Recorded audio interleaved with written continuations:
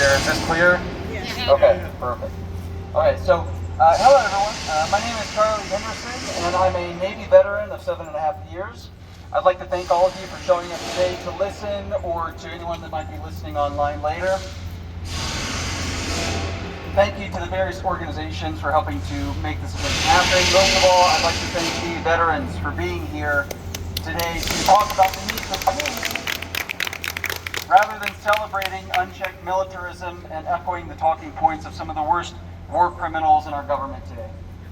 With my comments today, I want to draw a through line for all of you, because it's critical that when you're out there rightfully pissed off about ICE kidnapping our loved ones, rounding up U.S. citizens, ripping families and communities apart, and beating the shit out of people that would dare call out their cowardly mass exodus, that you understand that at the heart of so many of these problems that we're facing here at home, they are simply a reflection of tactics of oppression used abroad by our government with your tax dollars and its quote-unquote allies.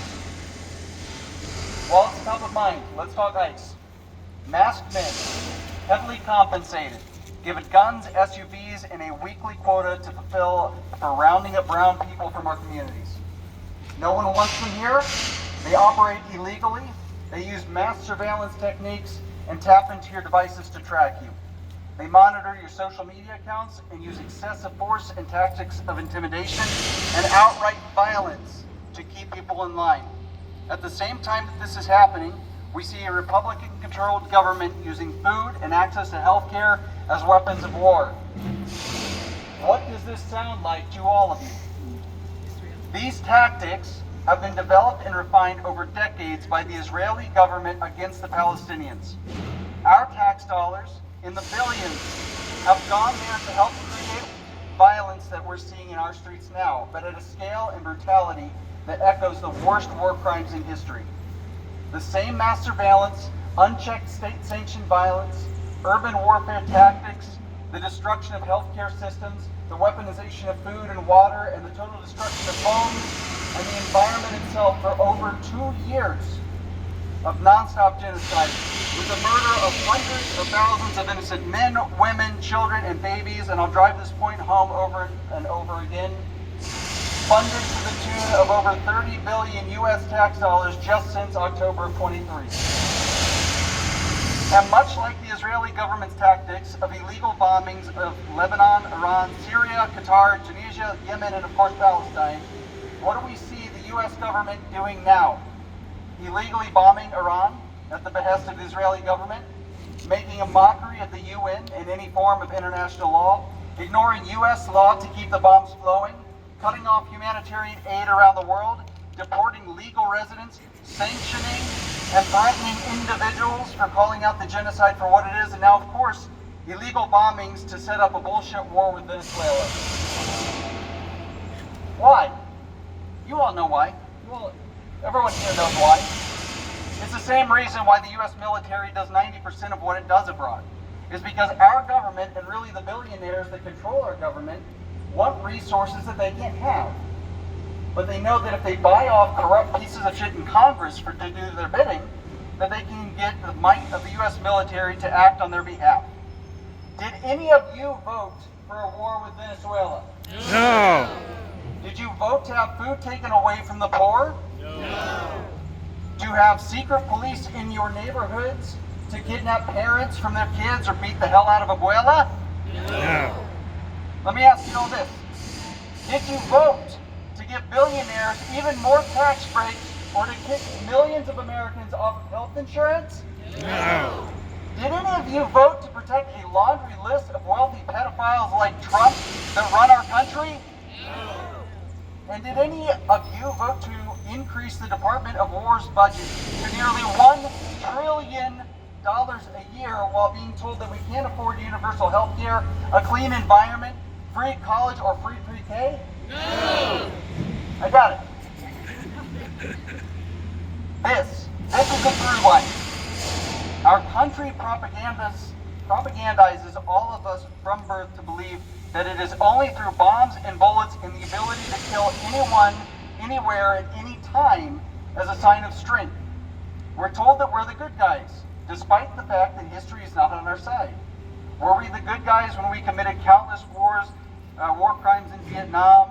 Or were we the good guys when we launched an illegal invasion in Iraq and Afghanistan, leading to the deaths of millions? And when we leave thousands of Afghan interpreters to just figure it out after they sacrificed everything to keep our sons and daughters safe? What about when we refuse to use U.S. Navy ships to ensure that food, water, aid, and medicine can safely make it to Gaza? What about when we fund most of the brutal militaries on the planet so that we can extract their natural resources? Are we the good guys then? I would contend to. No, we are not. But we're at a moment now where we can choose to do better. We don't have to ignore and whitewash history. We don't have to glorify war. We don't have to believe that violence is a sign of strength. Elected officials at every level of government don't have to hide behind vaguely worded policies to explain why they won't say a damn word against a genocide that we're all paying for. We can honor the sacrifices made by men and women that went before us, not by deluding ourselves into thinking that war rocks and it's just like it is in video games, but to recognize that those that pay the ultimate price are innocent human beings that never did anything to any one of us and are just trying to make it in a world run by the worst of us. How you can help is by standing by elected officials that are explicitly anti-war. On this day, when we're supposed to honor our veterans, I beg all of you to listen to what these heroes are trying to tell you. Connect these dots together and recognize that if we are tired of endless wars and constantly feeling afraid of boogeymen around the world, to vote out anyone that tells you we've got money for war but can't afford to feed the poor. Amen. Vote out anyone that tries to convince you that to be a real American means that you have to support the U.S. war machine.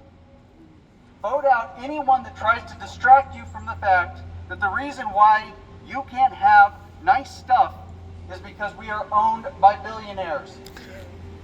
This is how we honor the sacrifices of the men and women that went before us.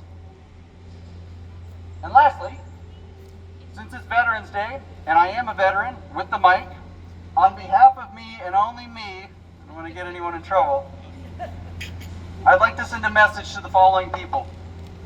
Senator Wyden and Representatives Bonamici, Salinas, Hoyle, Bynum, Dexter, and Bentz, you will listen.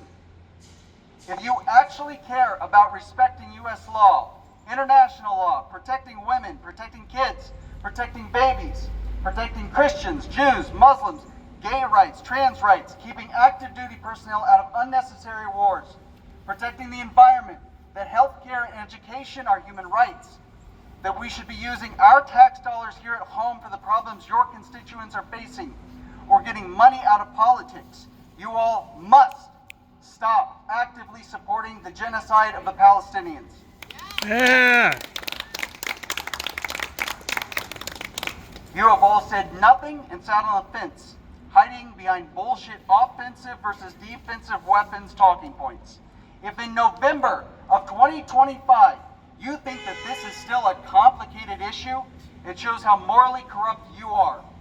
Support a full arms embargo against Israel now, or get fucking primaried. Yeah. Thank you, buddy.